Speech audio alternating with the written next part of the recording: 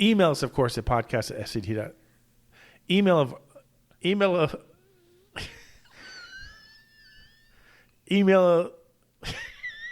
You got this. You got this, bro. Travel back in time to the 80s, reliving the advice, Carpe diem. Seize the day. the comebacks, Why don't you take a picture? It'll last longer. and the technology. Are you telling me that you built a time machine?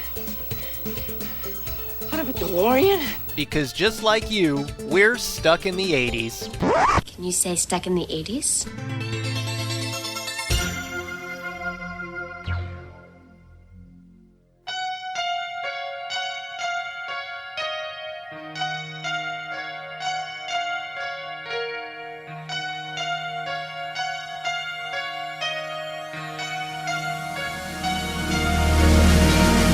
Made myself a prisoner.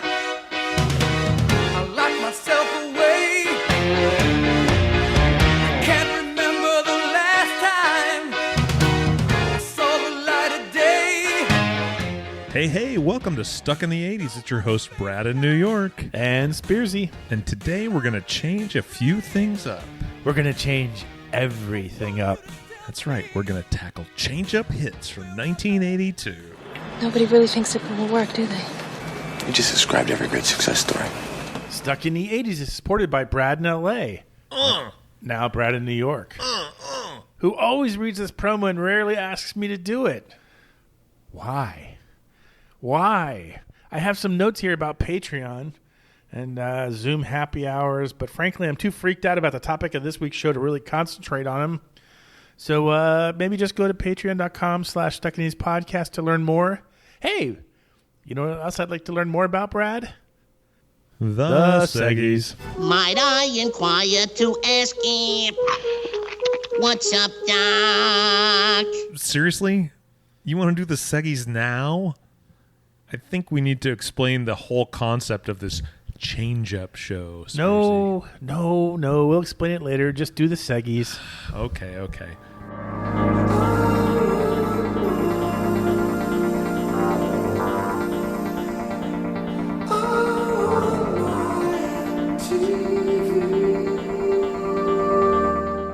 You know what time it is, Steve? It's time for a mystical refrain? It's I don't know. time for I Want My Mystery TV theme song.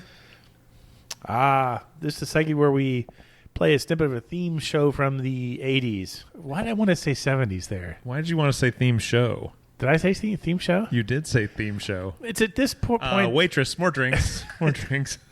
It's at this point that we should probably point out that Brad and I are actually together here right now in New York. Like It's literally magical. 2.5 feet apart. And yes, there have been drinks involved. You know, a little something to get the party started. So this show will be factually more incorrect than usual. But more jovial. Yeah. So as you probably know by now, we will play a snippet of a theme song. Theme song? Theme show song. Song show theme song show theme song. Now song. now it's over. I'm messing with you. Podcast over. From the 80s, if you get it right, you're into the drawing for a postal friendly bottle opener. It feels different saying it in person with you. Well, that's because I'm here. It's a really cool, swanky place you have. You're in my apartment. Steve's at my place. That's never happened. We're in Midtown, New York. I mean, it's not really my place, let's be honest, but it's my place for a while. Yeah, we'll talk about it a little bit more later. Anyway, pay attention. From our last show that we did the Seggy in sometime this year. I think it was 602? 602, I'm going with that. Here was the theme. Yep, that's 3, 2, 1 contact.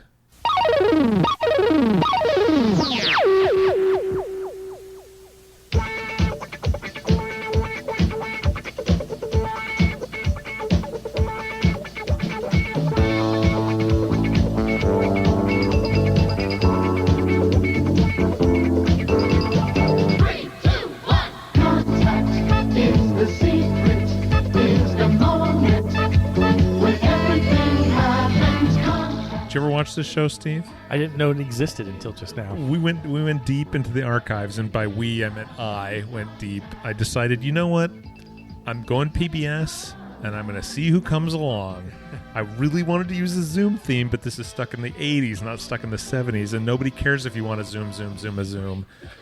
If I could go back to the 80s today, which I'm still convinced I can. We're doing it right now, my friend. We are doing it right now. I'd watch more TV. No, I wouldn't. You'd be out chasing tail is what you'd be doing. No, that's not true either. You know, the greatest memory I have of the 80s is driving in my 1982 White Mustang through the streets of countryside Florida, listening to Men at Work on a cassette. You know, I think I'm starting to understand why we're such good friends, because some of my fondest memories of the 80s are driving around listening to music. It is fantastic. Steve, we didn't have a whole lot of people get this right, but why don't you read the winners for me? Okay, let me see if I can find them. The list is that short. Oh, here we go. What's so funny? Why am I laughing? I've had Cheez-Its and whiskey. Cheez-Its and whiskey, the Steve Spears story. Yeah, that's not too far from the truth today. Winners this week include Not Just Another Michael Hayes and David Sensei in Tokyo, who writes Steve and Brad. That's good. You got our names right. I know. You spelled them right. It's more than I would have done at this point. Good work, David Sensei. May I come and study at your dojo? Yes. I could not believe my ears when you guys played the theme song to 3-2-1 Contact. Brad was just talking about guilty pleasures. Let's put a pin in that for a moment. Yeah. Stick a pin in that. PBS TV shows were my guilty pleasure as a kid in the 80s. I was one of those underachieving kids who always got, quote, is not working up to his potential, unquote, on report cards, even though I always got A's and B's. Well, that seems kind of those teachers need to back the fuck off. If you're bringing in the A's and B's, who cares? Maybe I've told this story on this show about how at one point I remember a semester when my son was in, well, both my kids were in high school, but my son brought home A's, and it was straight A's, but the grand total of percentage points by which he got an A across all 6 classes was like 1.2%.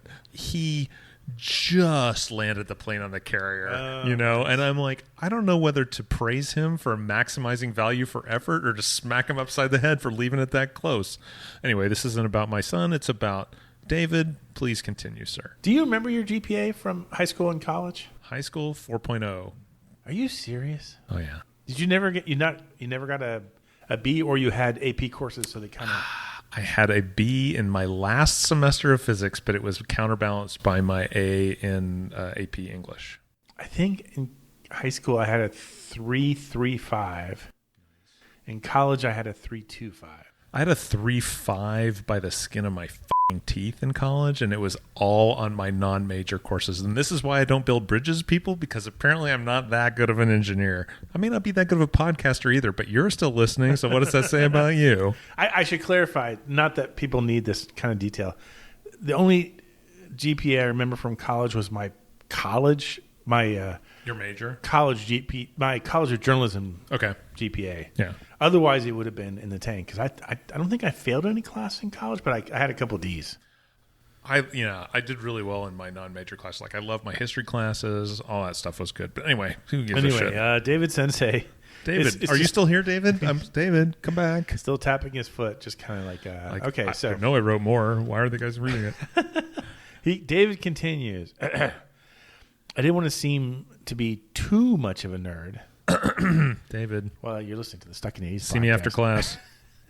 The secret was that I loved learning about how things worked, and 3-2-1 Contact taught me a lot, even if I never let any of my friends know I watched it. It was a blast from the past to hear it on the podcast today. Wow. Nice. Sincerity. I don't even think we need to spin the wheel. You know why? Let's just give it to him. Because Michael Hayes won one of these bottle openers years ago, and David Sensei, you know what?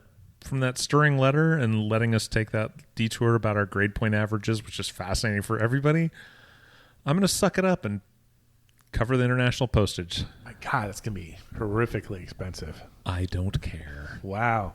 I love you all, Stuck in the 80s listeners. Okay. Here's the deal. So we have a new clip for you for Mystery TV theme song. before we play it, we want everyone to pick a new nickname when submitting your answer this time. So that's part of the change-up of this week's show. So Jeremy in St. Pete, Dave in an undisclosed location, Crispy Critter, all the rest of you, use your noggin and come up with a new nickname. Whether you continue to use it after the show is completely up to you. Whether Brad and I even remember that we suggested the idea. It's kind of up to the gin. Yeah, or the whiskey. I noticed you keep the gin bottle in the freezer. Keeps it colder. You got to remember, we'll talk about this a little bit more in a minute, but I needed to keep it as cold as I possibly could. Good point. Anyway, pay attention. Here it is.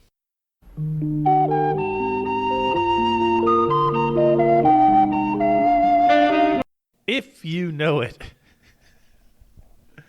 I'm gonna say you won't right now. Email us at podcast@sit80s.com.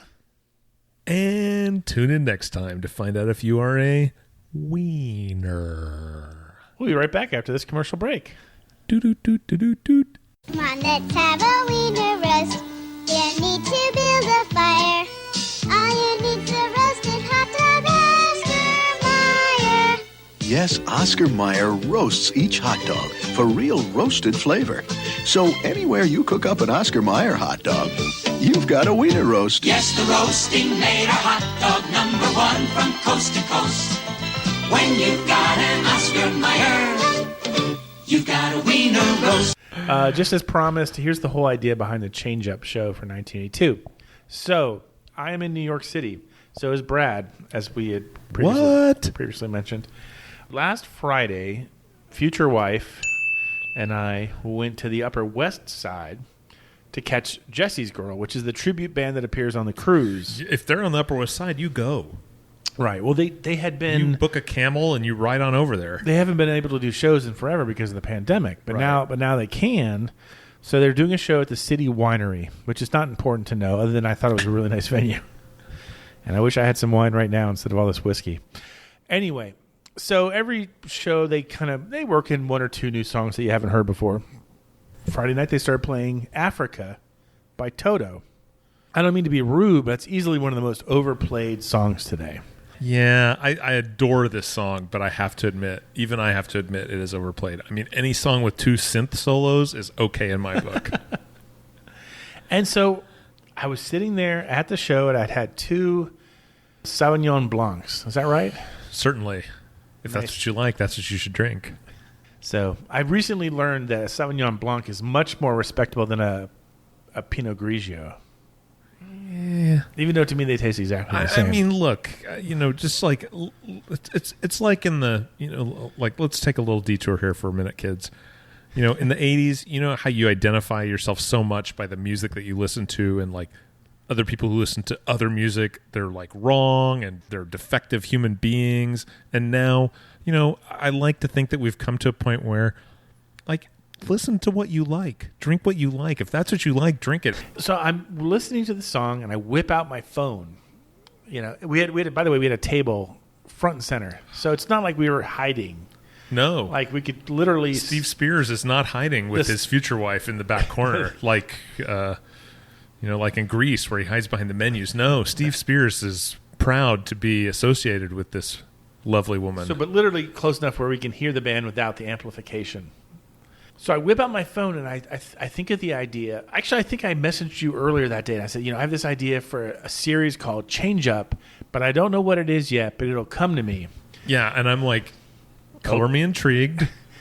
So the thought came to me, like, what if instead of like talking about overplayed songs, we instead suggest lesser played songs by the same bands off the same albums? And that's more in keeping with the stuck in the 80s ethos. We work positive. If you think this song is overplayed, try this other song by the band that you love, rather than crapping on the song that gets overplayed. Right. It's not their fault that the radio loves them, is it? No. But so the idea came for a change-up show, and then every day I have added some new aspect to it, like, let's record it in your apartment, Brad. Right. So to make it even more changed up, Spearsy and I are in person in my apartment in New York City, which is, to be fair, a short-term rental, but still, it is an apartment, and I do have keys to it, and no one else can come in here.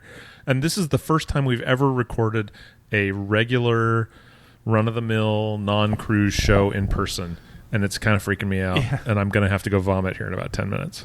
Vomit? Did you say vomit? Oh, I'm going to vomit. It's a really nice place, though. Well, it's minimalist. But all credit to Katie. Yeah, the walls are a little bare, and I could use some coasters, but beyond that... You're probably not allowed to put posters up, are you? I'm sure I'm not. I want coasters for my drinks. Not posters. Not posters. Coasters. I was going to bring the Devo poster and put it up in the... I think that would really kind of make the place mine, but I don't think I have that kind of cash for the security deposit. New location. Never done it in person. Brad does the intro. I do the Patreon nonsense. You all have to pick new nicknames.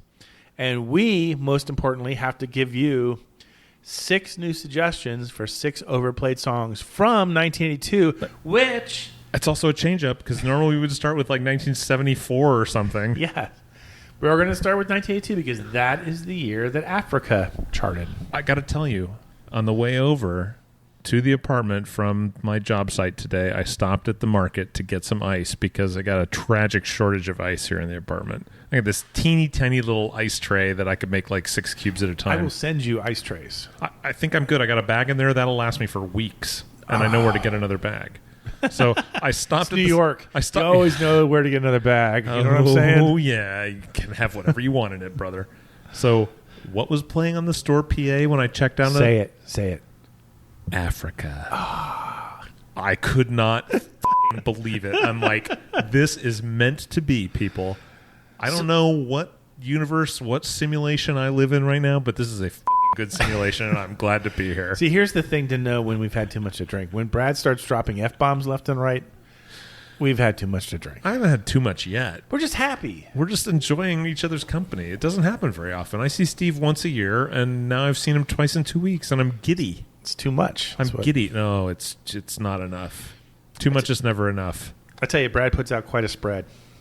We had a nice little visit before this. There was cheese and crackers and Cheez-Its. Hey, for 2 like guys. And ice. I thought about slicing an apple. Might as well have been a sushi buffet for that. On a naked woman. I thought about slicing an apple for you, but I didn't want to scare you off. Yeah. Did you have an apple? I got 3 in the fridge. Wow. I'm kind of impressed. So here's how it's going to work. We're going to go 1 year per episode. Like we said, 1982. We might just hop around on this to suit our own whimsical agendas. Yeah. 1982, what were you doing? We would have been too young to drive. 1982. Oh, that was a great summer. It was a great summer. It feels like there's a story you're waiting to tell me, but I know you're not going to. Oh, I'll tell you. No, that was the summer. So pre-driver's license, right? Like you say. Yeah. It was the summer after our freshman year in high school. That was the summer and to be fair, fall of sneaking out of my house with my friends and walking around, Podunk, Weatherford, Oklahoma in the middle of the night past curfew and just wandering around. And I mean, there's not even any good stories there. I'm sorry I'm even telling it in some way, but there was just this freedom that we had. That was how we claimed our freedom. And once we got driver's licenses, we quit sneaking out of our houses and doing that. But until then, that was like my mom knew that my friends were sneaking out of the house, so she didn't know I was. And so she planted a giant cactus under my bedroom window. Oh, really? Like I was going out the bedroom window. But you didn't do that, though. Mom, there's a perfectly good door on the other side of the house. I just get into the garage and out through there, and I'm gone. Similar story for me. 1980. It's kismet. It's like the word. It's like we're brothers, Steve Spears. We are brothers from Highlander. We're gonna go snuggle when we finish. The bedroom's actually quite large. I think we could fit in there. Yeah, if worst comes to worst, king size bed, baby. I think most people know this on the podcast. Well, we're going to get to the subject matter. It's really just if you're really troubled by this, just put it on 2 or 3x and join us when we get to the music. It's really kind of a thin topic anyway, so just indulge us for a minute. So freshman year, you would still have friends who would spend the night. Absolutely. And you would say to your parents, "I'm going to their house," and they would say they're going to your house, and you ended up at someone else's house altogether. For the most part, people came to my house because they had my parents had converted the garage into my bedroom. I didn't think that happened until after college. They did that too. Oh, it's like a ongoing habit. But the first time they did it, I was in high school. So they took, it was a 2-car garage. They turned it into my bedroom. It was originally a game room for me and my sister. But, but we kick her out. Through your sister, whatever. We haven't heard about her in forever. Whatever. Goodbye, sister. She's great. My sister looks like she's 25 years old, even though she's 50. Does she listen to the podcast? No. Okay. So, well, I won't say anything nice or mean about her. But when she gets really drunk, she will text me 80s questions like, like who sang? Yeah. She'll be at some party with friends, and she'll start like, you know what? The next time I'm in New York City after this project will be for your wedding, and I'll get to meet your family. And you get to finally say hi to my mom. I'm kind of low key excited about that, if I'm honest. They're kind of a weird. I wouldn't say they're weird. They're very loyal. All families are weird. Yeah, they're weird. All families are weird. I'm not the weirdest one in my family, though. I look forward to unlocking that mystery, my friend. Cousin Julie. Anyway. Is she coming? Oh, yeah. She'll be there. And sweet. So here's the deal. So they turned the garage into my bedroom. I have actually my own door that leads from my room outside. I don't have to sneak through the house. You're a free man. Yeah. I had like the 20-yard walk that you had to do to pretend you're sleepwalking. Like, oh, was I walking? Oh, why are you close? I don't know. Oh, weird. So we had our own escape hatch, as it were. It actually had a doorbell there too. Like if my friends wanted to come visit, they could ring the doorbell at my own bedroom. That's amazing. So anyway, yeah, just to draw that all a full circle. When Steve arrived at my New York apartment, he rang the doorbell. I didn't know I had a doorbell. Yeah, it's right there. I wasn't sure if I knocked, you would hear it or not. So we used to wander out, and the same streets that I drove in my white Mustang, listening to Men at Work. Yeah, we would wander down that road at like 2 a.m, like dodging, jumping into the bushes every time a car, because it might be a cop. Yeah, it could be a cop. Yeah. And so we would go and we would meet our girlfriends who went to a different high school. Okay, you lost me there. Tell me about this girlfriend thing when you're 15. I don't understand that. No, we had girlfriends from the skating rink. You're such a player, Steve Spears. No, seriously. I'm like Kanicki. Like I'm the guy who I can't remember the actor who played that role. That was me. Steve Spears was the star of nobody's story. But the start of the Steve Spears story. We would get down there. It felt like it took hours. I'm sure it took like 30 minutes. Right. And you'd meet up with them and you'd hold hands and walk around, and then you'd jump in people's pools. Oh, because everyone's got a pool. Yeah, and then you'd sneak into their screened-in porch, jump in their pool, and then jump out. There was a name for it. I don't remember what it is. I'm sure it's probably an offensive name. Yeah, probably. We'll just gloss it. I'm just going to put some beeps in right now. We're going to say it. Anyway, 1982 for you folks. It was a good year. Yeah, it wasn't bad. Little did we know we'd still be alive. We didn't even know what we didn't know. And wasn't it glorious? We should have known that these songs weren't going to be great, though. Let's go through this. Let's do it. People are bored with our stories. We're getting to the content. Here it comes. Our first overplayed song that we have a change up for, it's Olivia Newton-John, Physical.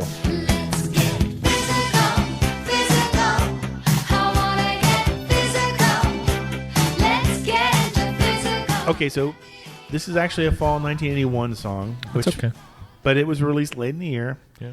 And it stayed in the top spot for 10 amazing weeks. Oh gosh, can you even get your head around that? No, not anymore. I don't even know what's charting right now.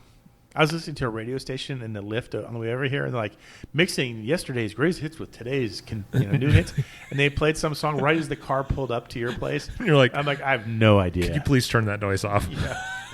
It would actually be crowned, even though it was a 1981 song, it was still the biggest hit of all of 1982, according to Billboard magazine. ONJ, I mean, it was her golden period. Right. But aren't you tired of hearing it now? Yeah.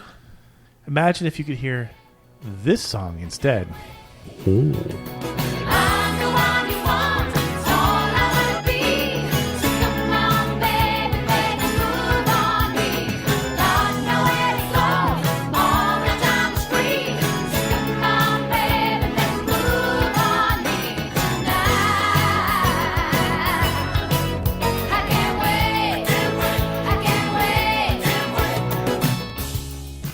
That's Make a Move on Me.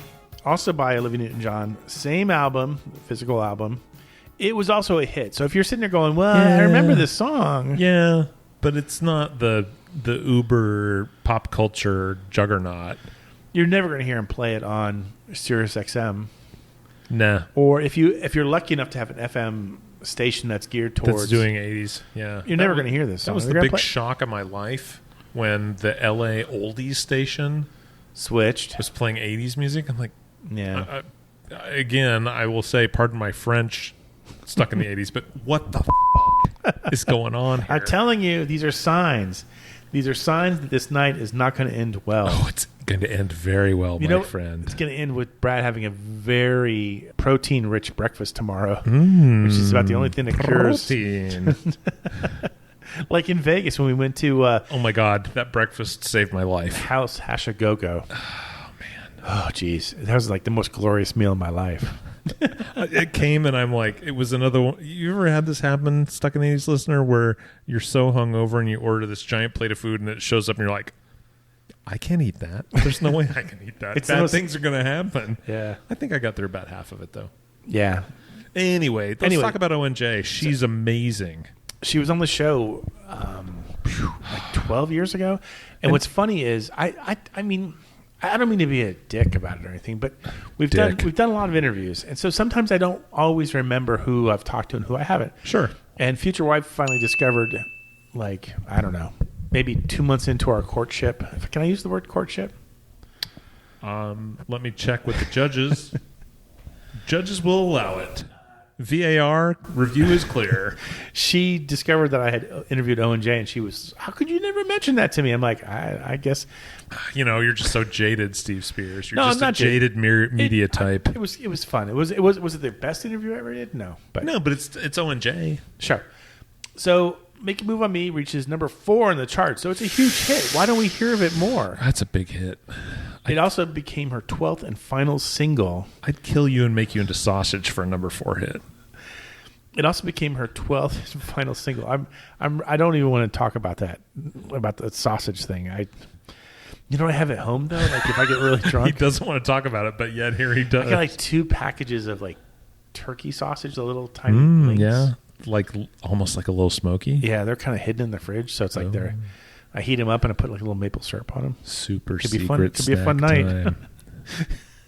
You know, anyway, there are lifts leaving from my apartment on the hour. Yeah. That was an expensive lift to come over here, but it's raining in New York. Was it really? It's clearing up. So yeah, it congestion charges should be down. Yeah. Make a Move on Me was her 12th and final single so far, anyway, to be certified gold by the Recording Industry Association of America, which I can't believe I said, considering how much whiskey I've had. You did very well, Steve Spears. I don't know that the lyrics either... Do they embody the female movement, or are they a reminder of life before Me Too? I don't know. I'm the one you want. That's all I want to be. So come on, baby, make a move on me. I've got nowhere to go. All my time is free. So come on, baby, make a move on me tonight. I think really the thing we have to discuss in this moment is consent.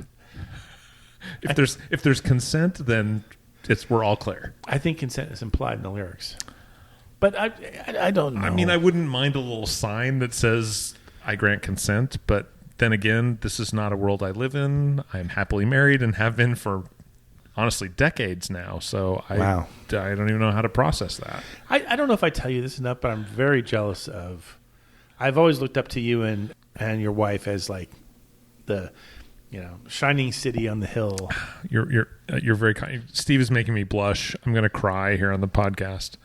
I have quizzed Brad about the secrets.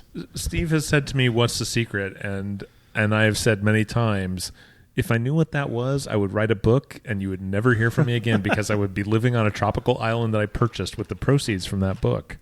There's a large element of luck in anything like that. I mean, how can you evaluate how aligned you are with somebody now, let alone how aligned your goals will be as you get older and you mature in your thinking? Like I feel very lucky. I just have 2 words very for lucky. You. Goat leggings. Well, the goat leggings don't hurt. Let me just say the goat leggings are in play. Sorry, inside joke there. Let's move on to the next song, shall we? Oh, Steve, I hate this song. Let's take a very quick listen to Paul McCartney and Stevie Wonder singing Ebony and Ivory. Ebony and ivory live together in perfect harmony, side by side on my piano keyboard. Oh Lord, why don't we? Now, when you say you hate it, I know that you mean you once upon a time appreciated it for its simplicity, and yet over the years it has worn on you. Okay. I just am really not down with this song. Here's what's interesting about it.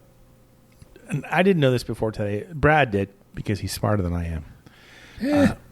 It's the lead single off of McCartney's album from 1982, Tug of War. Is that because Paul knew he needed a little something to get his song to the top of the charts? He's Paul McCartney. You don't think he needs anything. And yet, he loves doing duets. And why is that? Anyway, I'm gonna get some hate mail for that, and that's fine. No, it's fine. Oh, by the way, the future brother-in-law that I met. Oh, in Maine. At the Paco party? At the Paco, the World of Paco. Worldofpaco.com. Go listen to it. It's amazing. I'm not making this up. That's a real website.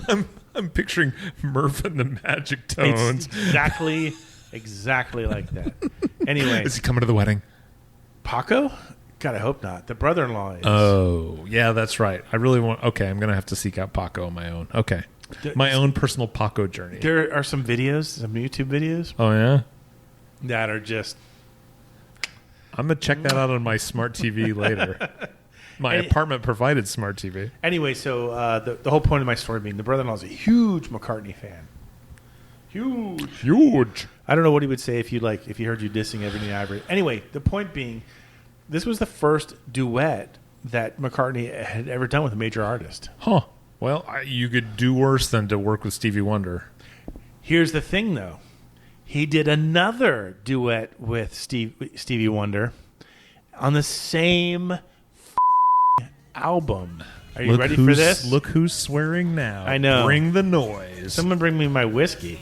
Here is What's That You're Doing?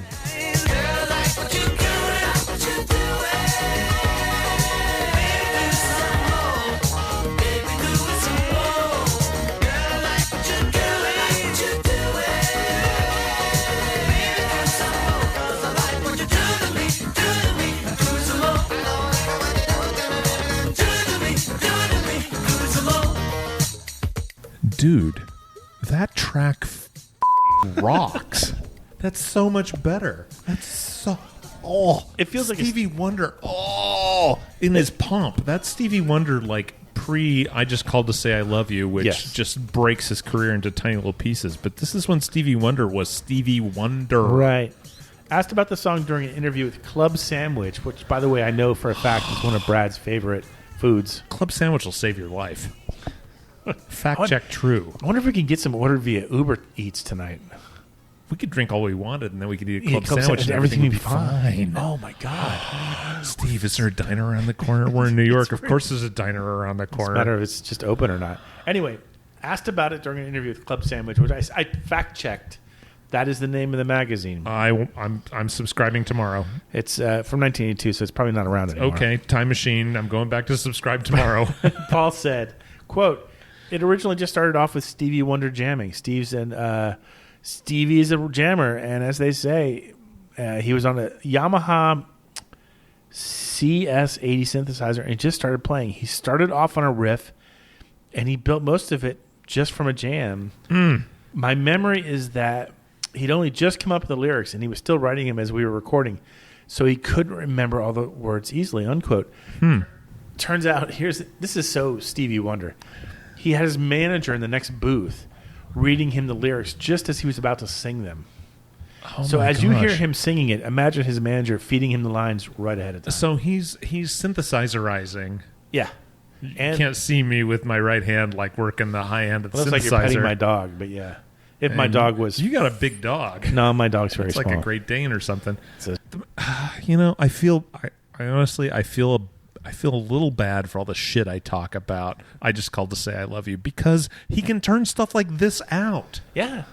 Like, this song is fantastic. You need to check this song out. It should be on the radio every week, but it's not. Never listen to Ebony and Ivory again. I respect the message, but move on to this. Speaking of moving on, Foreigner should move on from this song. I've been waiting for a girl like you to come into my life. I've been Waiting for a Girl Like You. Again, it's another 1981 song that spent a good deal of time on the charts in 1982. How long? How long, Steve? 10 weeks in the number 2 position. I feel like we talked about this on the Close But No Cigar series. We did. It's a great series. You guys, look, I'm not telling you what to do, but go back and download all those shows 3 or 4 more times. You know what kept it out? Another song we talked about just now, Physical by O&J. You know, O&J, why you got to be such a hog? Everyone knows you're hot. She still kind of is. I mean, she's probably in her late 60s. Oh, my God. Don't ruin my night like that. Well, it could be like... I'm enjoying my time with Steve Spears. I'm recording a show, and then it reminds me that all our musical idols are old as dirt. Yes. Yeah, thanks That's for just that. the way it works. Chuckles.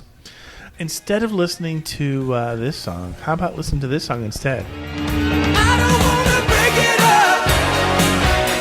Why do we have to break it up? Never ever want to break it up. Oh no, I only want to make it up tonight. That's Break It Up, the 4th single taken from the album 4. Oh my God, 2 4s. Oh, symmetry, symmetry, to symmetry. Too good to be forgotten. Great White Buffalo. See what I did that? Great White Buffalo. Everyone's turned off the show by now. That's okay. Yeah, but we're having a great time. Yeah, this is like we're having a great time. We should do every show like this. Oh my gosh. The song was written by Mick Jones of Foreigner, who, by the way, I think is the only original member left in the lineup. I think that's true, yeah. Now, that being said, I should say... Should you? Yeah. They're still amazing live. They have Kelly Hansen as their lead singer now, and he sounds just like Lou Gramm. If you get a chance to see Foreigner live, do it. They're fantastic. Buy the ticket, ride the ride. Mick Jones wrote it. It reached number 26 on the chart, so it's not like unheard of. In fact, I'm sure a lot of you are listening to it right now going, I know that song. But here's my point. Why don't you play it more often? Yeah, it's a good song. I don't think I've heard this probably since I used to listen to the cassette tape, which was issued to me at the beginning of my freshman year in high school. Along with everybody else. Yeah, we all had it, but we all listened to it, and we all listened to it until the tape broke. I haven't heard this song in 30 years. It's, by the way, it's about another relationship gone wrong, which seems to be the theme of most of Mick's songs. Do we need to talk, Mick? Call me. I had him on the podcast. He was great. It's 818. Of all the songs that we were going to listen to today, I mean, top 3 maybe? Oh, it's good. It's really good. You know what else is really good, Steve? The Seckies. Stop it. We did those up top, remember? Shit. We're changing it up. We're mixing things up, bro. Okay, what's next? Okay, this is the song. I know this is a little counterproductive. We're going to play for you the song that we don't want you to listen to, but this is "I Ran" by Flock of Seagulls. I walk along the avenue.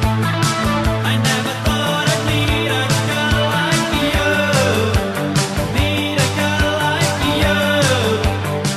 like you. Okay, look. "I Ran So Far Away" is the English band's first American hit and probably their biggest cultural milestone ever. Sure. Quick sidebar. In the early 2000s when I started running, I signed up for this race that Nike used to organize. It was in LA. It was called the Run Hit Wonder. Ooh. And they had bands playing on the run. It was a 5K, so it was not too much. It was like 3 miles, a little bit more. And on the route were English Beat and Flock of Seagulls. And at the finish line, now you know why I signed up, Devo played a concert. You're kidding me. I am not kidding you. It was amazing. I remember talking to a friend of mine who also did that same race, and he's like, if you're playing a race and you have a song called Iran, you need to just play that over and over and over again. But here's the problem. Mike Score, who's the lead singer of Flock of Seagulls, and we've had him on the podcast, and he played the first ever 80s cruise. He's playing the next 80s cruise. He once said, every time I perform live, everybody wants to hear Iran, and I'm sick of it. I'm kind of sick of it too. This is one of those videos, like, gentle listener, that I love to talk about the videos, but I want you to go and look at this video that we all thought was amazing at the time, and just look at it for like 5 seconds, and you realize, holy crap, it's a camera on a tripod that's wrapped in aluminum foil, and then you got mirrors around it. It cost them about $15 to make this video, and it's garbage. So screw that song. I don't know. Here's the deal. So I don't dance. I don't sing. Whoa, we just went all prog on you, folks. So I'm not a huge fan of dancing, but I will go to the floor if I hear this song. That being said, really? Okay. That being said, most of the time that I hear it, I am not near a dance floor. Yeah, because you're in a car or anywhere, yeah. So instead, do you have a suggestion that we should listen to instead? I'm going to suggest something else from that album. I'm going to suggest this track, which is Telecommunication.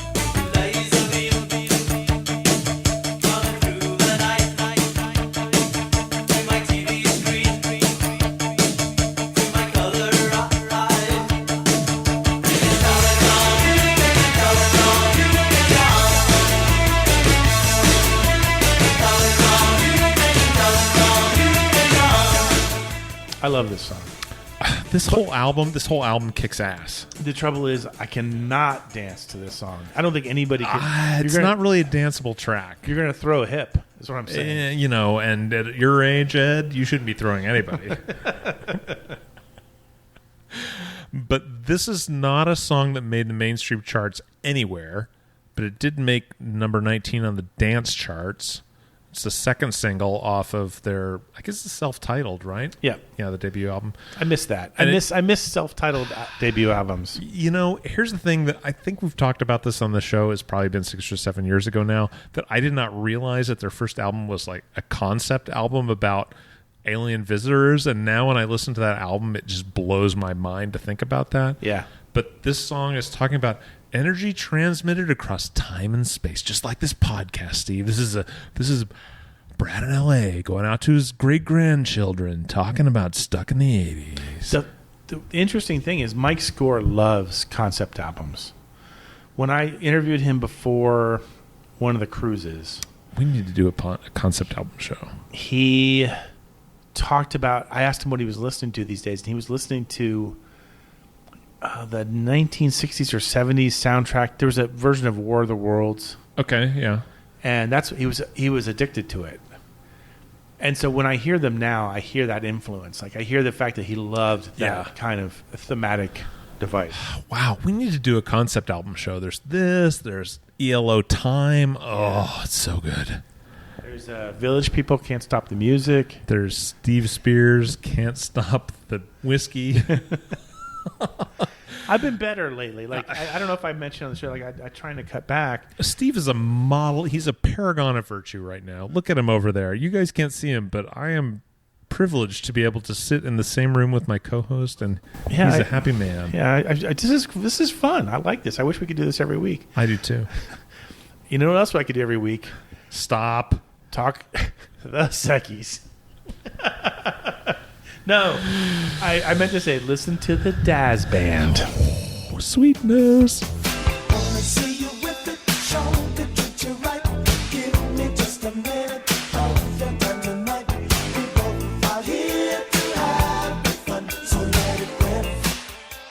Yes, the Daz Band is. They're still active, even though I think only one original member remains. Well, I mean, Kool and the Gang is down to one original member. From Cleveland, Ohio. Are they really? Weird. Like, you wouldn't have thought that. I've been to Cleveland once. I left. I was there once. I went to see when I was before I could drive, so it must have been the 80s. I went there to see, you have friends of the family that your parents say call them like your aunt and uncle. Auntie, and you're cousin. like, but we're not related. No, You're it's the people who introduced my mom and my dad. But we called them Aunt Rita and Uncle Mike. And we went, they had a son who's about my age. He was a year older named Eric. And he was in a hockey league. And we went there. I remember we were in Ohio and it was snowing. And I to this day, I've never driven in the snow, but I have been driven in the snow.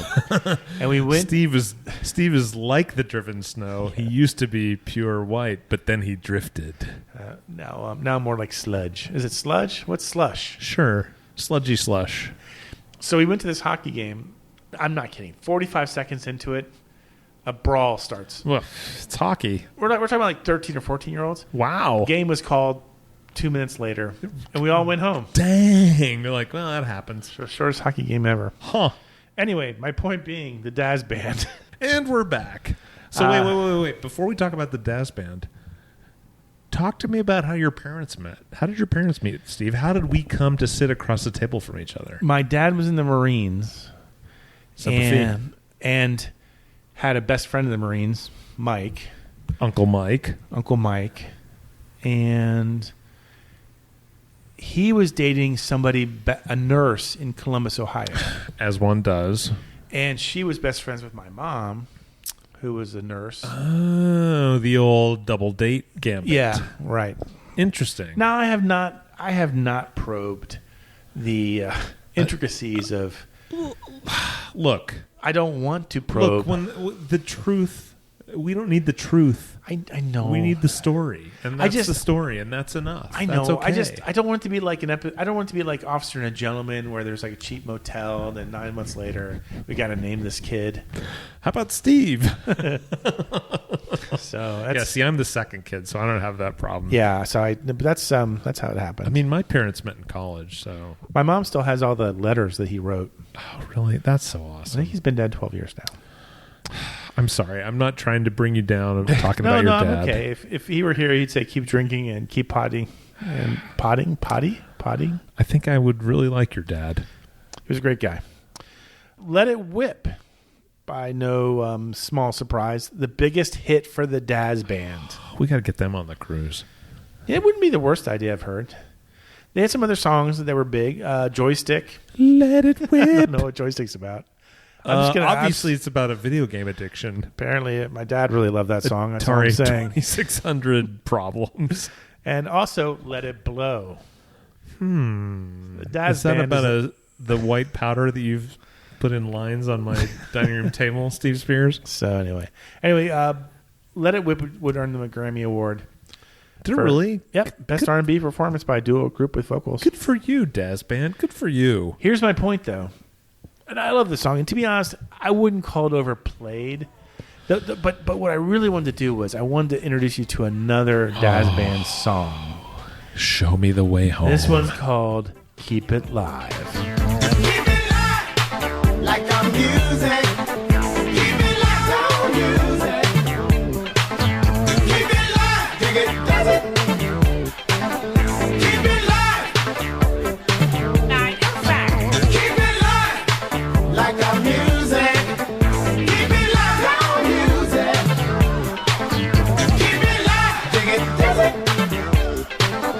Keep it live. Holy crap. That is a funky groove, my friend. Yeah. This white boy is going to tell you that is a funky groove. Yeah. Same album as Let It Whip. The title song, by the way, that album. By the way, did you know what Daz stands for? Drunk as shit? No, that's what we stand for. Oh. Danceable Jazz. Whoa. I would not have thought it. That's... Damn, Daz Band, you guys are legit. You know what? I owe you some additional respect, Daz Band. This song did not go to the Billboard Hot 100. It got to number 20 in the R&B charts. It's one of 20 songs by the Daz Band to make it to the R&B charts. 2-0. Yep, as in the year before we could drink. Great googly moogly. I don't want to think about those times. The before times. Do you remember the first thing you bought when you were legal to drink? Yeah. I do. Yeah, what? I was on a trip. I was in Colorado where the drinking age was lower, 18. Yeah. And I bought a beer and I drank it. Was it great? Yeah. I still remember it. I went to an ABC liquor store was in July. My birthday's in July, so I have the misfortune of never being able to have a school party for me. Sure. So that's fine. So I went to an ABC liquor store. I don't know if those are popular outside of Florida. Well, look. Should we get into our other podcast, No. liquor laws, and you? Anyway, the point being, so ABC Liquor in Gainesville is like a state licensed store where all they can sell is liquor, like no mixers or anything. No, they sell mixers. Okay, because some states, Oklahoma, cough, looking at you, morons. The liquor stores can literally only sell alcohol. Oh no, they can. And sell. so most of the guys that own liquor stores also own a air quote convenience store that happens to be right next door to the liquor store where you could buy, I don't know, say some 7-Up or perhaps some ginger ale. That was a thing in New England this last week. Was everything's a state agency liquor store? Yeah, right. Yeah, which I'd never seen. I kind of wanted to pull over and take a photo. Yeah, the Puritans kind of fucked us up in this country. Let's face it. You, I mean, pilgrims. I love this country, but we could fix a few things. Anyway, the point being, ABC Liquor Store on my birthday. I went in there probably around noon. As one does. And I spent 20 or 30 minutes in there looking for, I'm exaggerating, I probably spent, you know me, it was probably 90 seconds. You're like, I'm done here. I bought a bottle of Stolichnaya vodka. Oh, Stoli. And the guy didn't even card me. You're like, son of a bitch. I think I might have actually whipped it. Say my name. Say my name. I think I might have whipped it out and just kind of said. Just for the record. Just in case there's a discount. Ugh. Yeah, the 21-year-older. It could happen. Speaking of discounts. You know what else could happen, Steve? The Saggies. We're down to our last song. And predictably, it's the song that started this whole series. Maybe you've heard of this one?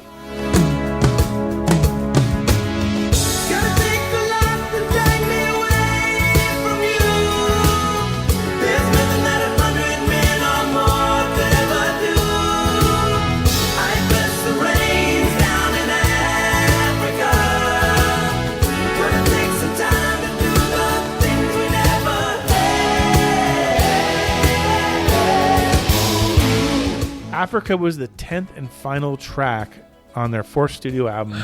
J'adore. Let me just speak French to you, Steve. J'adore. Toto 4. The song reached number 1 on the Hot 100. The only number 1 song for Toto. That's kind of sad. I feel like that's okay. I'm okay with that. Hold the Line. I like that song. Is it a number 1? No. Rosanna, do I like that song? And you still hear it plenty. It's not a change up. But Africa, this, again, as I said earlier, I heard this in the grocery store today. Here's what's weird. In 2019, an artist in the Nabu Desert set up a sound installation to loop Africa forever.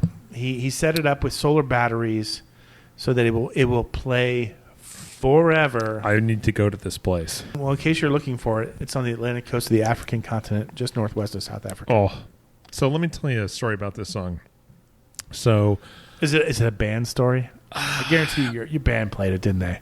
Oh God, I wish. Oh my gosh. So as a complete aside to the original story I was going to tell, I have been in my mind programming a marching band show in my head. The number 1 track is Scorpios by Adam Ant. Or I guess that's actually still Adam and the Ants. But I'll find a way to work Africa into this. But my dad's side of the family does a family reunion every 2 years up in Colorado, and pretty much everybody comes. I remember you telling me it's about a good time. Yeah. We have a great time. But you did a kazoo thing. That's where I'm going. I'm sorry. That's I where your I'm story. going. No, you didn't ruin anything. I just want you to know that Steve, I remembered. You didn't ruin it. You only made it better. Just like Danny says, it's not ruining it. It's just making it better. So we're faced with this opportunity to perform at a family talent show. Like every family that's there, every family unit has to have a talent act. And I'm like, guys, we should do a kazoo number. And everyone's like, oh, that'll be fun. And I'm like, and this is the song we should do. It was amazing. We brought the house down. We had little shakers, little plastic containers full of rice and beans for shakers, chicka, chicka, chicka, chicka. Oh, it was great. Oh man, I wish we had so much fun. I wish I had that video because that would be worth YouTube gold. Instead of Brad's family performing Africa, they could have performed this song by Toto instead.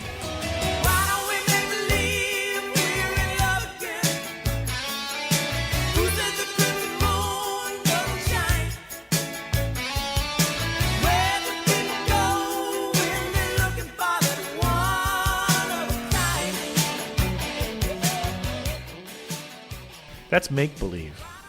Nobody would have got it, Steve. It's not unknown. It peaked at number 30 on the Hot 100. Why don't we make believe it's a podcast? Right, so we're not going to run out of ice. I got an 8-pound bag, dude. I'll drink the whiskey warm, to be honest, at this point. It's not going to end well. What color is that carpet? Just for the record before it gets ruined. It's kind of tannish. Okay. I'll take some pictures. Oh, my God. Anyway, so there we go. That's Make Believe by Toto. Same album. Is it as catchy as Africa or Rosanna? Why is my voice so high? I don't know. Weird thing, too, but whenever I like to voice our dog's voice around the house, future wife loves it when I... Steve, bring me some more of those delicious treats. It's always really high-pitched. Who voices a dog's voice low? It's a tiny voice. It's a tiny dog. Yeah. But big dog, maybe the big dog goes down. Little dog goes up. Yeah, he says, "Hi, Steve. How about feeding me some breakfast?" You know, Steve, I sure could use some of them kibbles. Is there a McDonald's near Brad's place that serves Egg McMuffins at 10 o'clock at night? Because that's a relevant question right now. I sure could go for an Egg McMuffin. So woof. Also, I need to pee. I do need to pee. Hey, how do we do this show? Is this insanity? I mean, I feel like this is the real life, and yet it is also insanity. Yeah, I feel like this is the. I feel like we've been to the better part of me. I'm about to set down this microphone and walk across the table and give Steven Spears a giant hug. Oh, okay. As long as I love that man. Kiss. I love that man. He is my brother. Email us, of course, at podcast@sats.com and let us know. Are you ready to embrace the insanity? Do you want more of this nonsense? Because we can have it. It's a possibility. In the meantime, Brad, myself, and the nearby liquor store and the bodega with the ice cubes, we remain here, hopelessly stuck in the 80s.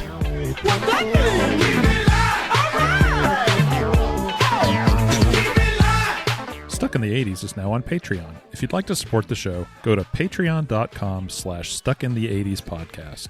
Special thanks to Check Battery Daily for our theme music, and thanks for listening.